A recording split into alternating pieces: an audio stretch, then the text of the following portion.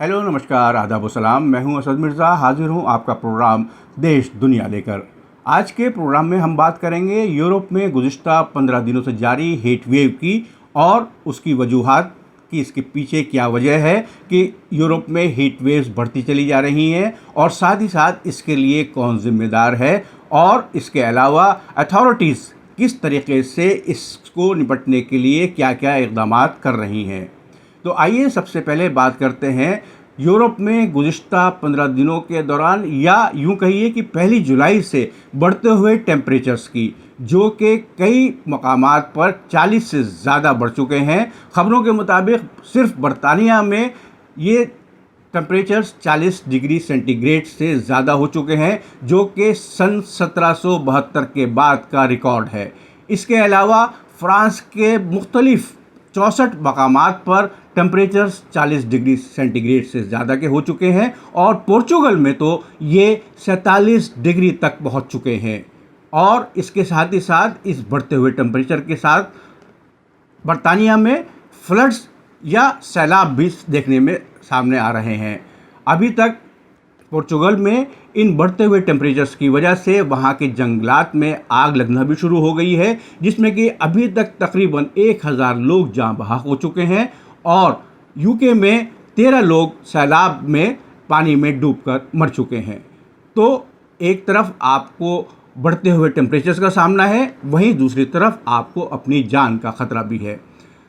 बरतानिया के रोज़नामा the guardian ने अपनी एक रिपोर्ट में यूनिवर्सिटी ऑफ रीडिंग के प्रोफेसर रिचर्ड हेलन का हवाला देते हुए कहा है कि प्रोफेसर हेलन का कहना है कि दरअसल क्लाइमेट चेंज या माहौलियाती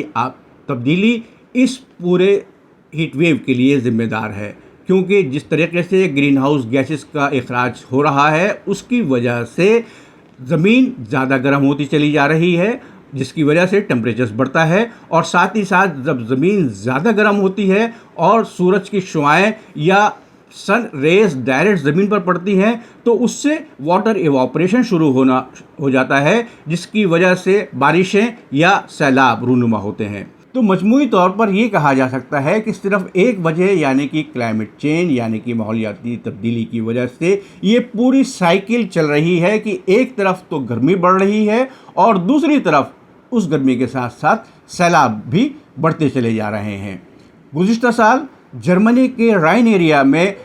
इन सैलाब की वजह से वहाँ पर कमर्शियल प्रोडक्शन काफ़ी हद तक रुकना पड़ा। राइन रिवर में जो ट्रांसपोर्ट चलता था उसको रोकना पड़ा, और राइन वैलीज के आसपास का काफ़ी बड़ा इलाका पानी के जमाव की वजह से बेकार हो गया है। तो मजमूई तौर पर यह कहा जा सकता है कि जहां एक तरफ सैलाब आता है, वहीं वो आसपास के इलाकों में भी तबाही मचाने के अलावा एक लंबे अरसे तक जो डेल्टा एरिया होता है उसमें भी तबाही मचाता है। आइए अब जानने की कोशिश करते हैं कि ये क्या वजह है कि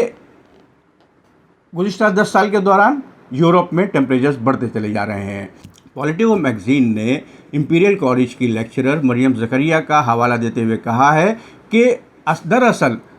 हम जो लकड़ी या जो ईंधन जला रहे हैं, उससे पूरे माहौल में कार्बन डाइऑक्साइड का इखराज जो है वो बढ़ता चला जा रहा है, और ये भी एक सबब है यूरोप में गर्मी बढ़ने का। वर्ल्ड मीटरोलॉजिकल ऑर्गेनाइजेशन WMO ने अपने एक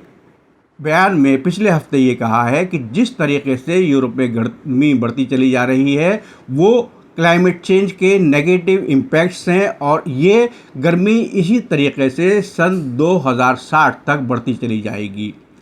इसके अलावा Copernicus centre for climate studies के साइंटिस्ट का कहना है कि जिस तरीके से पूरे यूरोप में ओजोन पॉल्यूशन बढ़ रहा है, उसकी वजह से भी यूरोप में गर्मी बढ़ती चली जा रही है। तो अगर हम गहराई से देखें तो इस पूरे मामले के पीछे खुद इंसान ही जिम्मेदार है। वहीं पर बीबीसी ने एक बहुत ही चौंका देने वाली रिपोर्ट शाया की है। बीबीसी ने अपनी एक रिपोर्ट में कहा है कि जब से क्लाइमेट चेंज या माहौलियाती तब्दीली का जिक्र मंजर आम पर आना शुरू हुआ, तब से ग्लोबल क्लाइमेट कोalition, जिसमें कि वो कंपनियां शामिल हैं जो कि ऑटोमोबाइल, ऑयल, कोल स्टील और रेल इंडस्ट्री से मुताल्लिक़ हैं, उस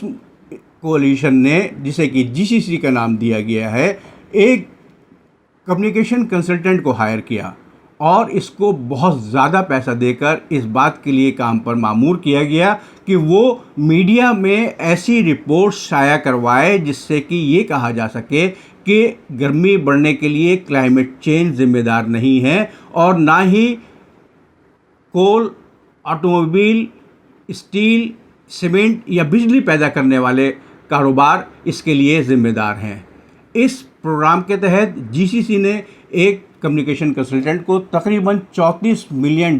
पिछले 30 साल में दिए हैं और ये कंसल्टेंट पिछले 30 साल से वेस्टर्न मीडिया में ऐसी रिपोर्ट शाया करा रहा था जिसमें कहा जाता था कि क्लाइमेट चेंज कोई बड़ी चीज़ नहीं है और इसका नेगेटिव इम्पैक्ट इंसानों के ऊपर नहीं होगा। और साथ ही साथ अपनी रिपोर्ट्स को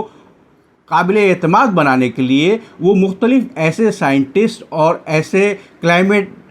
और इन्वायरमेंट एक्सपर्ट्स से कोर्स और उनके रिपोर्ट्स लिखवाता था जो कि सरासर गलत होती थी। यानी कि हम ये कह सकते हैं कि जहाँ एक तरफ बिग बिजनेस, जिसमें कि वो बिजनेसेस शामिल हैं जो कि पूरी दुनिया के तेल, ऑटोमोबाइल्स, कोयले, सीमेंट और बिजली पैदा करने वाली सनतों के ऊपर अपना कंट्रोल रखते हैं, वो ये नहीं चाहते कि उनके प्रॉफिट में किसी भी तरीके से कोई कमी आए और उसका नेगेटिव असर माहौलियात या एनवायरनमेंट पे क्या पड़ता है, इससे उनको कोई लेना देना नहीं है।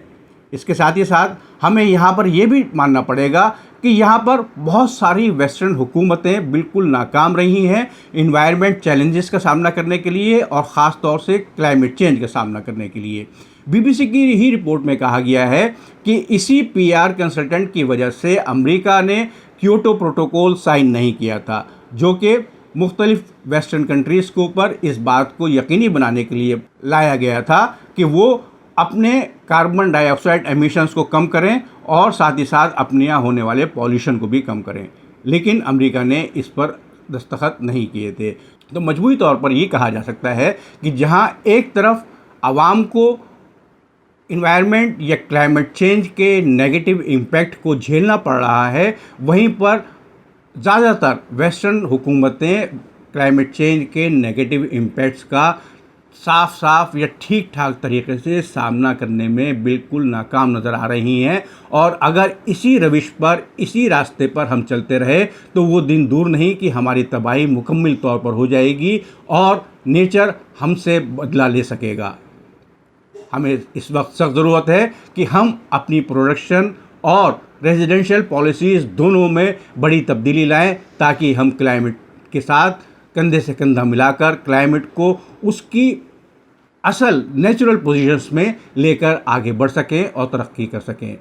उम्मीद है आपको आज का प्रोग्राम पसंद आया होगा। अगले एपिसोड में आपसे फिर मुलाकात होगी। कमेंट बॉक्स के ज़रिए हमें अपनी राय से आगाह कराते रहें। अगले एपिसोड में आपसे फिर मुलाकात होगी। खुदा हाफिज़। जय हिंद।